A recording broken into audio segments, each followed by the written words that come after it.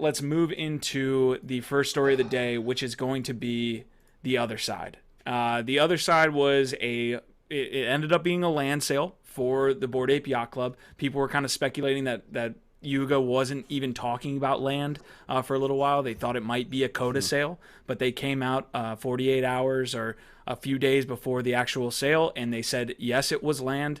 If you go onto the website otherside.xyz, you can see it kind of takes you through a little bit of their universe. You can see pictures of the actual NFTs that were dropped, both to holders as well as available in an alpha sale. And you can see the breakdown there. A lot more to kind of take in. They're going to be bringing in other IP to this universe. There's going to be a lot to be had within the other side. I mean, it's probably the biggest metaverse to launch to date, and people were expecting a lot out of this drop, and it let a lot of people down, Bored Ape Yacht Club holders included. We'll get into some of the details as well as the response from Yuga Labs. In short, and I'll leave this for you guys as well to fill in the details, but the sale absolutely crashed Ethereum, sent gas fees to, I think, unheard of levels of like 11,000 or something like this. They completely sold out in the first alpha sale, so I think people that wanted to get in weren't even able to get in. I think it was just the KYC'd addresses that got gamed, which we'll get into here in a second. But basically, overall, probably an F from the actual launch here. As it comes to the other side, and we can see a quick map view of what this will eventually be, with each plot kind of corresponding to an NFT. But guys, I've talked enough about the drop. What are your thoughts? I guess let's go counterclockwise since we started clockwise here. We'll start with Ronan on this drop as we bring up some other tweets. You would give me the first shot at this conversation. You're an ape holder. Wow, man. Dude, I don't even know where to start. Obviously, like, to your point, I think everybody can agree. Chat, has already gone down that rabbit hole of like, yeah, it wasn't a great drop, right? Like the mechanics, some people were like, this just doesn't make sense when you realize like the numbers, right? Like as that time approached, there were plenty of people who were paying attention to the numbers and paying attention to how many people like had KYC and how many of those KYC wallets had enough ape, etc.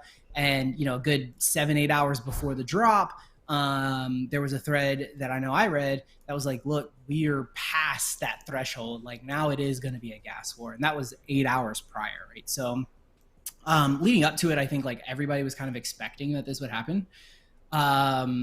And it's unfortunate. It's unfortunate that it ended up being the way that it was. It's unfortunate that you had to do all the crazy things that you had to do to even like get through a successful transaction. I don't know about the, who else here was taking part. For me, I was taking part. I was taking part through a buddy who KYC'd because I did not, which we talked about already. So essentially, like I was on the phone with him the entire time, and we were talking about strategy because as soon as it dropped, I was like, look, let's just watch what the GUI is, whatever it is, let's times it by 10, right? Because it was like 200-300 around that point. As soon as 9 o'clock hit, that shit, I mean, it was like 8,000, 10,000, 12,000, 16,000. I think I saw 18,000 like there at the beginning. And then it was panic mode, right? Like everybody, and for anyone who for all the new people, which, a lot of people talk about, like this was that first entry for so many people. Mm-hmm. This was the worst case scenario because when you have a transactions that stuck, as someone who's not familiar with how this shit works, you don't know how to react. And then you're like, well, maybe I should put through another one. And putting through a second transaction is like the worst thing you can do, right?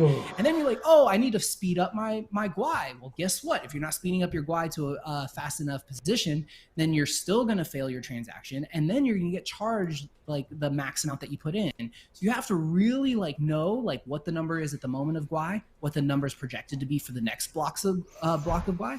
And you need to know how that all affects where you are in your position in like line. Right.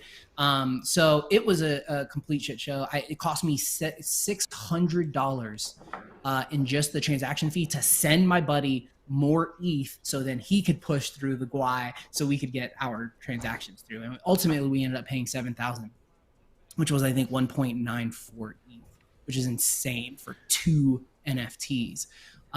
So yeah, I think we all agree it was kind of a crazy experience. Nobody thinks that it was a good one. Yuga's response was, I think, one that most of the community thought was a little tone deaf and really not on pulse. And then, of course, the very last tweet before they amended it like an hour later with the they're going to do refunds thing was the whole tongue-in-cheek, like, well, you know, Ethereum, sorry for turning off the lights. Like, maybe we should launch our own chain. You know, it's like, what? So the whole thing, I think, PR disaster, launch disaster, tech disaster. But there was codas and people FOMO and people go so hard over like these one part, and everything else is like, meh, whatever. So I do think it's important for us to not forget what took place and to continue to push the conversation of like, these things need to be like a little more like aware, right? Like a little more self-evident. Like, I think, you know, Yuga could have come back at 2, 3, 4 hours before the drop and been like, hey guys, this looks like it's going to be like a complete war. We set it up as like this strategy because we didn't realize so many people were going to have ape. We didn't think about the fact that so many people had ape in their you know, Dex wallets, right? Their Coinbase and stuff, which I don't know how they couldn't, but and come back and adjust it or delay it or come up with a better system. Like, you know, and we can go through all those routes. There's a fallout from a lot of this. I want to go Gabe here and get his thoughts. There's definitely a fallout from a lot of this missteps. It feels almost like there's a little bit of a fog across the community as Monday hit, where you have people like maybe that lost out on liquidity. You know, have people that aren't happy within the Bored Ape Yacht Club. That's a whole nother discussion. That's one of the first times that's happened within one of their drops. But Gabe, go ahead and give us a thought. Yeah, lots of major issues, which reminds me, Major League. Who catching because I'm pitching? Jose Canseco, he was only snitching because he's finished. Shout out to Rick Ross. So, a few thoughts on my end. Obviously, the gas war could have been mitigated. We see this all over Twitter. I've seen some arguments around this. I've seen a lot of apes defending it, saying there was no way to mitigate this type of gas war given the demand. We all know that's fucking bullshit, to be completely frank and crass about it. There's many non-Web3 solutions, conventional types of user authentication. There's off-the-shelf products that do this today. Shout out to Hashku, one provider of such a product that could have scheduled access and reduced gas costs for the whole mint, which plays into something I like to say. Gas, it's a feature, not a bug, or gas wars. It's a feature, not a bug. That obviously gets baked into the secondary market price valuations of NFTs like this. It also looks good optically. You've got a whole bunch of VCs behind you. You do a massive drop that breaks a network for basically multiple hours on a busy day of the week. And then you get to reframe it as, hey, maybe we should launch our own chain. Hey, DAO members, start looking at that. Kind of questionable. We also know that if there's going to be a native ecosystem token, which I assume is Ape, for the Otherside Metaverse, we know it doesn't live on Ethereum, right? They've got to be leveraging an L2 for regular day-to-day transactional throughput if they're building a gaming environment. So this sets it up nicely for them to have their own chain upon which they can build the infrastructure, at least the blockchain and transactional infrastructure of the game. So that's my prediction there.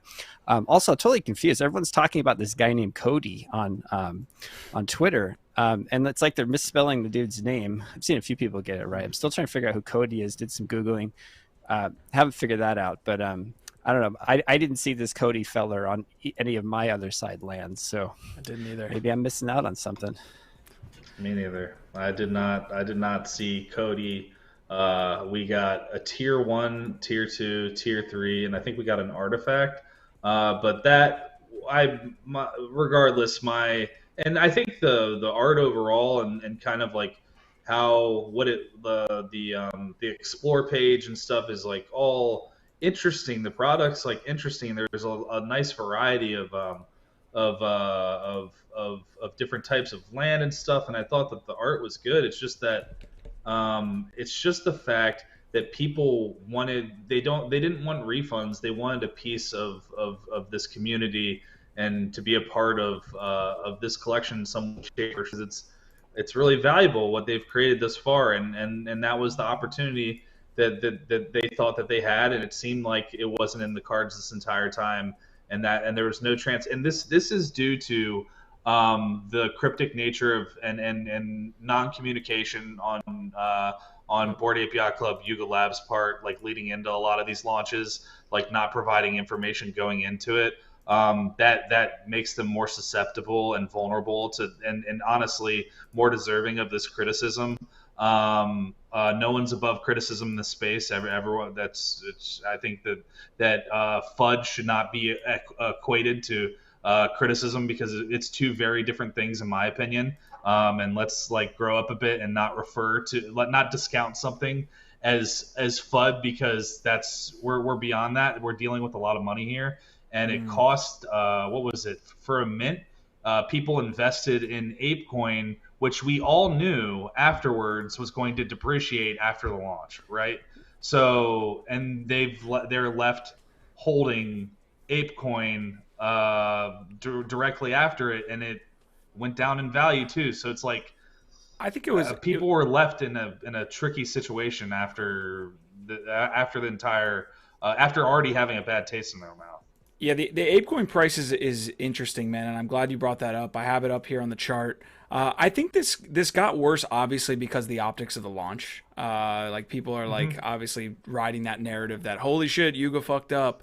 But also the fact that all of the land ended up in KYC hands, as opposed to like people who bought a lower amount of ape, maybe 300 ape or 600 ape, who immediately sold afterwards. I think the whales would have held, because there's a positive narrative of that ape was being locked away for a year. Like we were decreasing supply in the actual like ecosystem. Like there was a narrative there for ape to go up afterwards if everything went well, you know? That requires communication and planning, like Gabe mentioned. Like if they were more observant of the innovation going on in the space, and also of